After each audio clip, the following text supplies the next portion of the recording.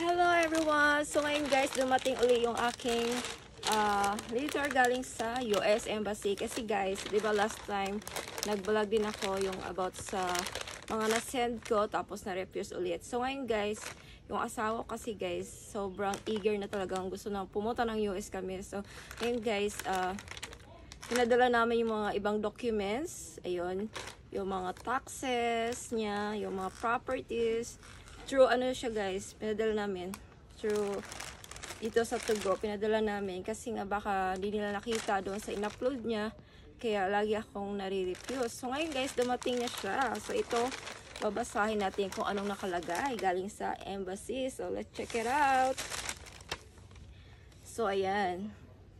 So pink na siya ngayon guys. So babasahin ko kung anong nakasulat dito galing sa embassy. Dear applicant, your visa application is refused under Section 221G of the Immigration and Nationality as a result of medical. So yun guys, pending the result of your medical examination. So ngayon, kailangan ko ulit magpa-medical guys. Kasi nga yung last medical ko expired na. So 6 months lang kasi yan guys. So ayun, important, you must receive your medical examination. So, ayan siya guys. So, ngayon, magpapamedical uli ako. Tapos, waiting na naman kami kung approve ulit yung aking spouse visa. So, ayan. So, dumating siya dito is October 15. Ano ba ngayon? 20 na, di ba? Yeah. So, pinadala ka namin ito guys noong October 15. So, ayan. So, ayan na naman. So, pagpatapos ako ng medical guys, i-upload na lang namin dito sa sa website. So, ayan. Kung approve ako sa aking So, yun na lang guys, yung naantay namin. Pagkatapos ng medical, ayan, antay na naman kami kung ano yung sasabihin ng sa US Embassy kung ma-approve ulit ako. So, yun lang guys, hoping this time ma-approve na ako kasi kailangan na namin pumunta ng US kasi kailangan namin guys na yung anak namin ng surgery kasi kailangan na niya ma-surgery guys kasi nga lumalaki na siya. So, hirap kasi dito guys.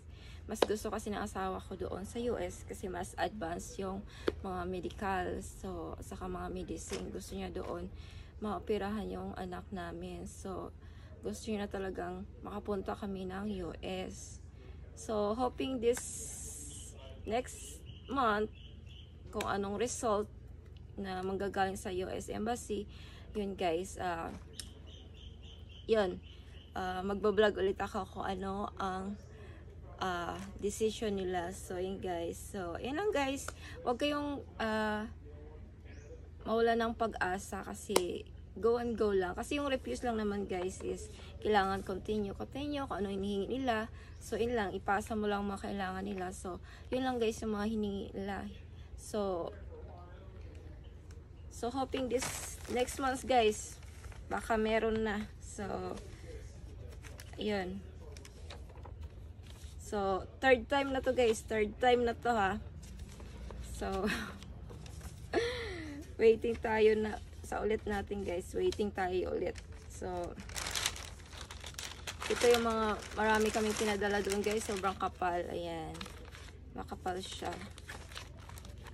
Kasi dito yung mga properties at income niya. Tapos, mga taxes. Ayan. Pinadala talaga namin doon kasi nga para sure ba talaga na nakikita nila doon sa ina-upload namin.